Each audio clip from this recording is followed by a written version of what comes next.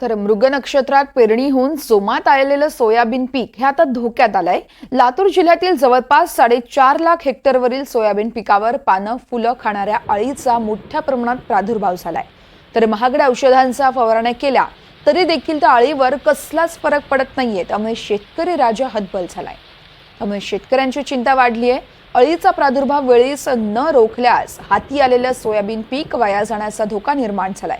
सरकारने शेतकऱ्यांना मदत करावी अशी मागणी सध्या शेतकरी करतात आणि याचाच आढावा घेतला आहे आमचे प्रतिनिधी सुनील कांबळे यांनी। आपण तो पाहूया।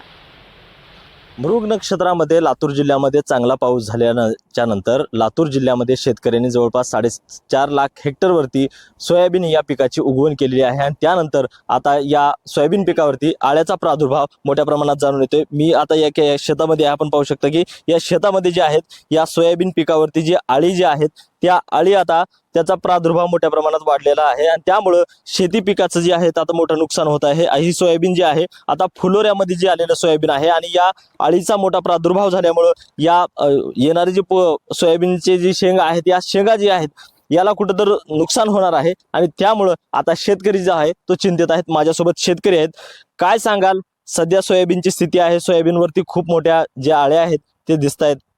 आता सध्या कसं आहे, 2-3 महागड्या फवारण्या केल्या तरी आळ्याचं काही प्रादुर्भाव कमी होत नाही आणि दमट वातावरण असल्यामुळे वरच्यावर पिकाचं नुकसान होतच आहे। गेल्या वर्षीचं सोयाबीन तसंच आहे, यावर्षी भाव भेटला नाही गेल्या वर्षी म्हणून राहिलं। यावर्षी तर पीक चांगलं, मिरगाला पेरणी झालेली आहे, चांगलं पीक येईल। पण ह्या आळ्या आणि ह्या वातावरणामुळे सगळं आमचं शेतीचं पूर्ण नुकसान झालेलं आहे। दुनियाच्या आळ्या पडलेल्या आहेत, पानं छिद्र पडलेले आहेत आणि सोयाबीनला जे अन्न घटक लागायचे आहेत ते आळ्या वरच्यावर खाऊन चालल्यामुळं पीक हाताशी येईल का नाही ह्याची गॅरंटी नाही। पेरणीला महागडे खतं घातले, महागडे पिशवीचे बिये पेरले, 2-3 फवारण्या केल्या महागडे औषधं घालून, पण ही निसर्ग आमच्या पाठीशी लागल्यासारखं झालेलं आहे। अजून शेतकरी आहेत माझ्यासोबत, काय सांगाल आता सोयाबीनला एवढ्या मोठ्या आळ्याचा प्रादुर्भाव पडलाय आणि महागडी तुम्ही फवारणी सुद्धा केल्यात तरी आळ्या जात नाहीत, काय शासनाकडे मागणी असणार आहे?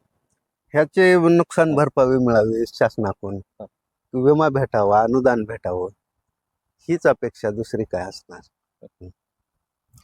एकूण जर पाहिलं तर लातूर जिल्ह्यामध्ये सोयाबीन पिकावरती जास्त आळ्याचा प्रादुर्भाव वाढल्यामुळे शेतकरी आता चिंतित आहे आणि शेतकऱ्यांना शासनाकडून मदत मिळावी अशी शेतकऱ्यांची अपेक्षा आहे। सुनील कांबळे, NDTV मराठी, लातूर।